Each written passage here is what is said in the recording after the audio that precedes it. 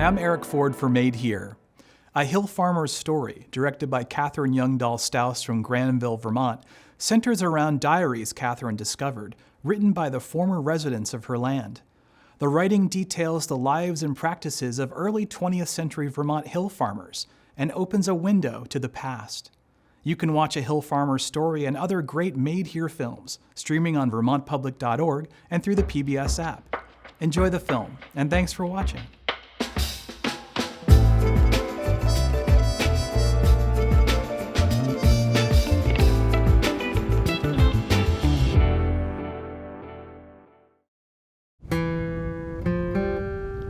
When my children were small, I used to tell them, never forget you grew up in a beautiful place. Granville, Vermont, in the heart of the Green Mountain National Forest. Headlands of two rivers, the Mad running north to the Winooski, and the White flowing south to the Connecticut.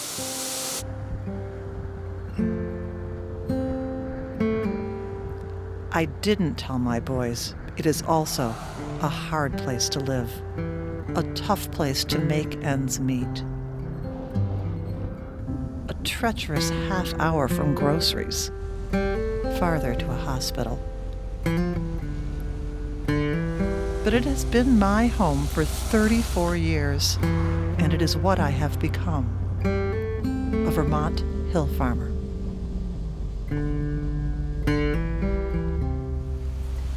Back in the 1980s, when I was a young New York television producer, no one would have predicted I'd wind up here. I don't like digging in dirt, let alone weeding or mowing or plucking or mucking or any of the other things associated with the good farm wife. But my husband Roger insisted on a country life, and over time, my connection to the land has grown deep roots. I feel it most on my daily trek up Maston Hill. It's about a 20-minute walk to my turnaround point, the North Hollow Cemetery. I thought I knew this place well, and then last summer, something remarkable happened. I was given the journals of two early Granville hill farmers, mother and son, Elma Ford Bostwick and Riley Bostwick. Be prepared for a lot of details about the weather. Also, they haven't all aged well. The faded pencil, the personal shorthand, and then there's the huge gaps in time. To say nothing of their attractive flavor to rodents. In her characteristically colorful language, Elma writes, "We were all shocked to hear that Mr. Trombley was killed at the Blair Veneer this morning. A piece of lumber. The machine came. Such force as to break and puncture, and heart hurling." It's like reading erasure poetry. The missing spaces create openings for my mind to wander, back a century to a place that is both strange and achingly familiar. Riley Bostwick was born on September 9, 1889, exactly 100 years and 11 days before the birth of my own first son. In 1901, when Riley was 11, he kept a journal whose spare entries sound like haiku. All winter, he records working in the woods alongside his father, Edward. It was hard labor, men's labor. Was it drudgery for Riley? Thrilling? In any case, business was booming. Granville had mills and factories, even a steam engine named Diana, to keep the timber flowing. By early spring, the Bostwicks were transitioning to sugaring season.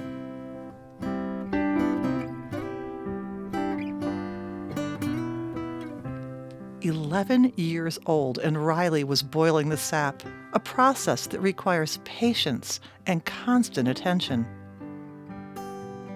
And what about school? Did Riley not attend, or were geography and multiplication not even worth mentioning compared to what was happening at home?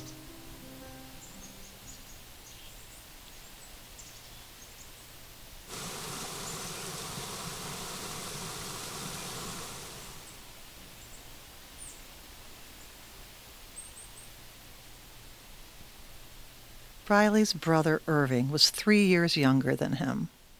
His appearances in the 1901 journal are brief but sweet. Trips to the village,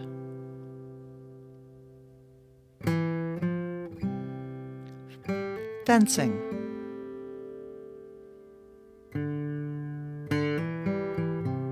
and always fishing.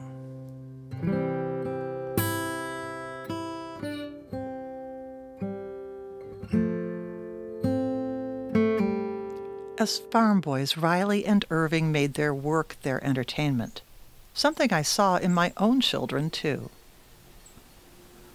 So when I'm thinking about life on the farm, I guess it would primarily be associated with play, as that was what we spent most of our time doing. But there was a fair amount of work. There were the morning chores, there was haying in the summers, though that in and of itself was also kind of fun.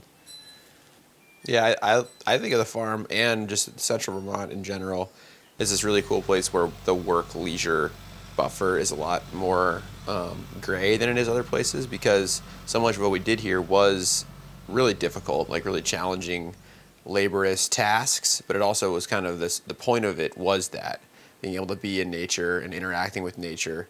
And even when you're doing one of these big chores like haying or gardening or mowing the lawn, you kind of make it fun because it's part of life.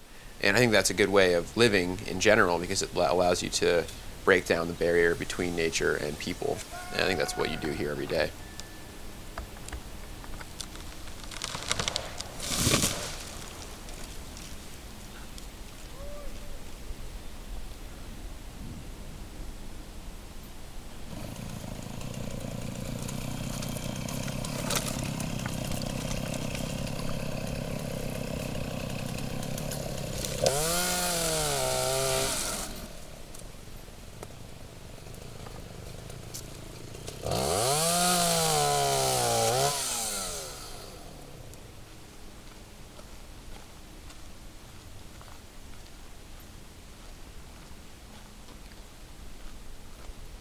Living way up on West Hill, a few miles north of my house, the Bostwick boys made a good team. But by 17, Riley was thinking about a different kind of companionship. There's Carrie P., who was worthy of a kiss, Ada H., who was marriage material, and poor Diana W., who was hated. Strangely, these objects of desire were all 22.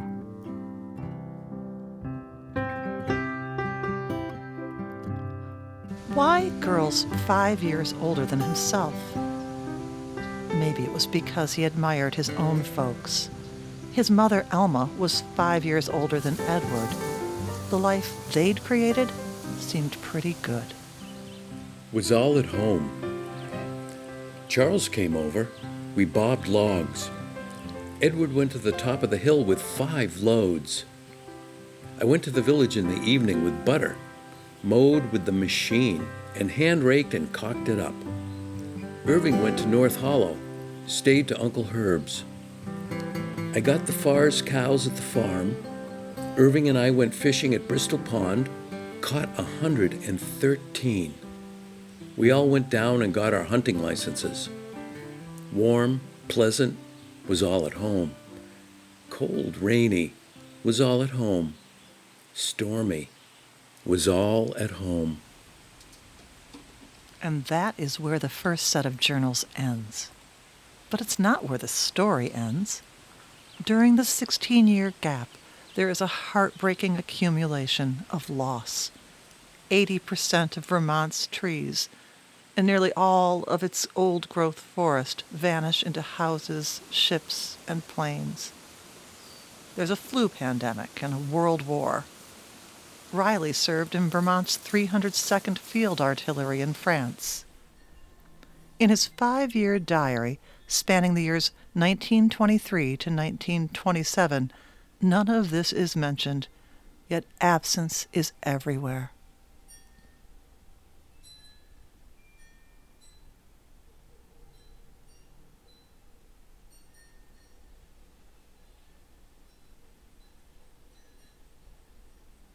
In April 1925, Riley records 12 grueling days that he spent nursing his Uncle Charles through pneumonia.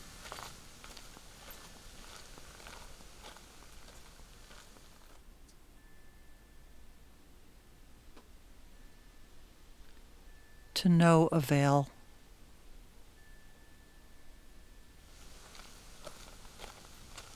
In her 1926 diary, Elma reveals an earlier tragedy. The day our Irving left us, she writes. He passed in 1913, a victim of flu, days shy of his 19th birthday. But there are also ripples of renewal. In the fall of 1923, Anna Mae White of Newark, New Jersey, sold Riley some chickens. Apparently, she was a good farmer. And a good companion. In between Riley's diligent accounting of timber hauls and hay production, May appears for walks to Moss Glen Falls, a movie night in Rochester, and foraging trips for edible wild ferns. Still, nothing quite prepares me for this entry. A horse's slaughter, a sudden wedding. I've read this entry many times, and it still stuns me. And then, 2 months later, there's this.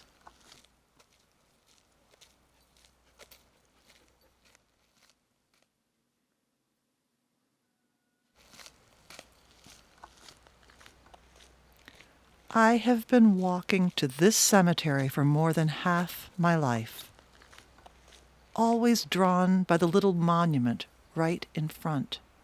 But until this year, I never paid any attention to the name on the stone. I've been visiting Riley's and May's only child in the company of her Uncle Irving and great-uncle Charles. How did they cope with such enormous loss? The journals give me no clue. I hoped 2 people who still remember Riley could help me understand. Bruce Flewelling and Sandy Pierce. Was researching this area. This is the White River Road. This is the Rob Ford Road. This is West Hill Extension. And this is the Bostwick land right here. Fantastic. Bruce, a retired forester, told us he could show us where the Bostwick homestead had once stood on West Hill. Sandy, who gave me the diaries, was curious to see where her one-time neighbor had grown up. We called him and his wife Uncle Riley and Aunt May. We were very close to them. I always thought we were related until my father told me we weren't. My father, he was a good friend to Riley, but when Riley died, he was the executor of his estate, and so we ended up with the diaries. This is there's actually a stone culvert under here. I knew Riley only from his visits when he would come into the office in Rochester, and he was a great talker. And he loved to smoke when he came in the office, too. And we had a secretary who also smoked in those days, in the 70s. And Riley would come in, and he would start talking, and he would talk and talk and talk. And I would eavesdrop from my desk in the back. And finally, the secretary would have to say, well, I need to get back to work, and off he would go. But I remember him coming in there with his top hat and his long trench coat. He was quite a sight when he came into town.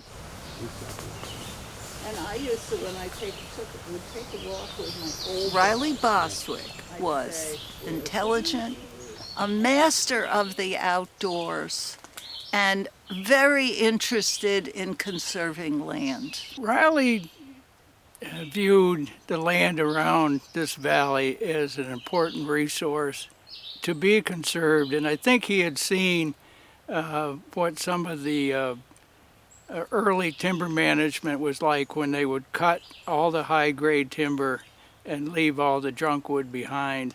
And I think that bothered him to the point where he wanted to conserve more land and have it managed, but well managed in a scientific manner.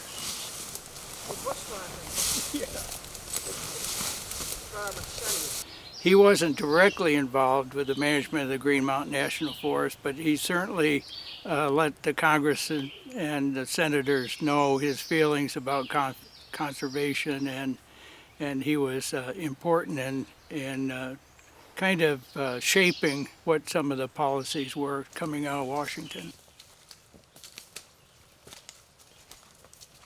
I was just wondering, there's the old pot right there, but I think the house is that way more. Bruce, you did us well.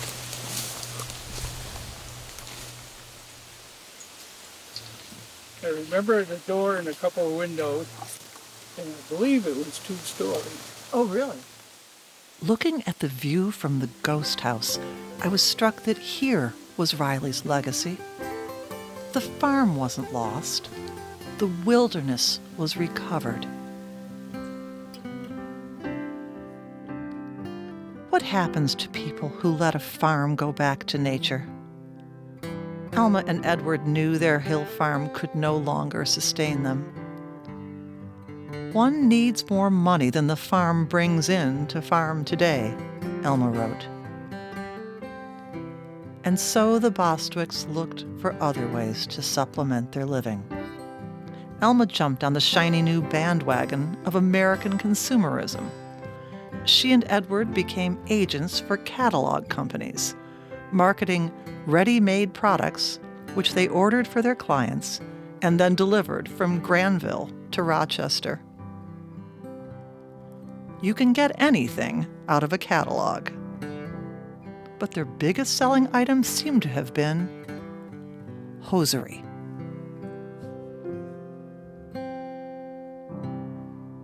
And Riley saw a new opportunity for trees. In 1923, a Vermonter was in the White House, something the Bostwicks noted and took pride in.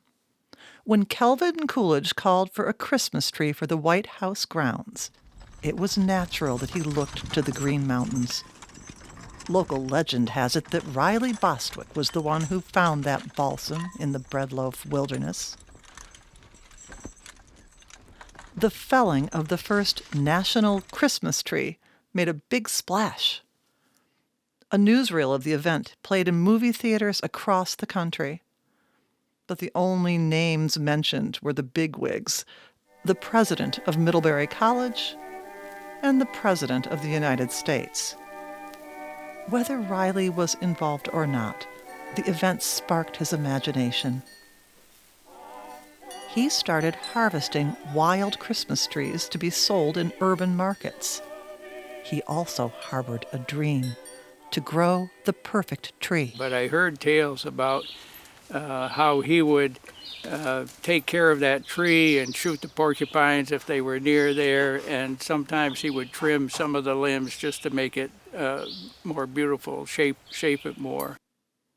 After 40 years of careful tending, Riley's tree was selected for the Johnson White House. Riley was 78 years old. I feel conflicted about the Bostwicks' move from self-sufficiency to consumer culture, from butter to silk stockings and ship masks to disposable decorations. But I'm also astounded by Riley's tenacity. He never stopped thinking about a path forward.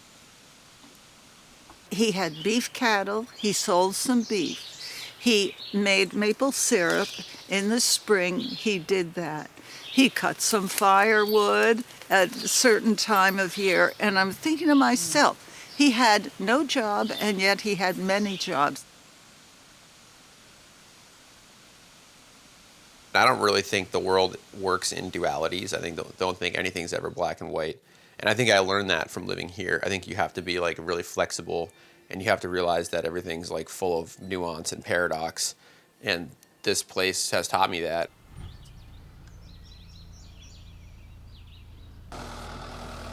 The day is coming when Roger and I will no longer be able to keep up with our farm.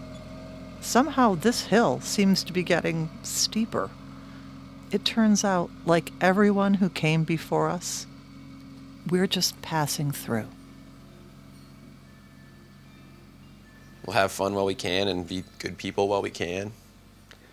And support each other through hardship.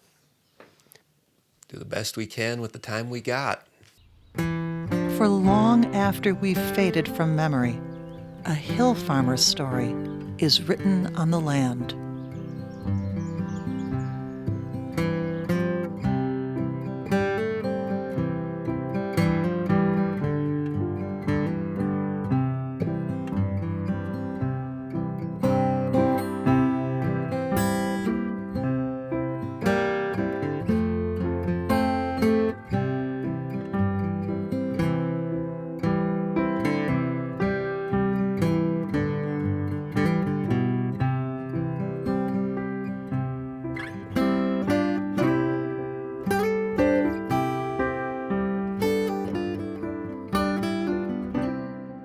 Management of the land has changed over the centuries. Hey, you're. Bowie, come over here. Hey, yeah, I love you too. Vermont Public, partnering with local filmmakers to bring you stories made here. For more, visit vermontpublic.org.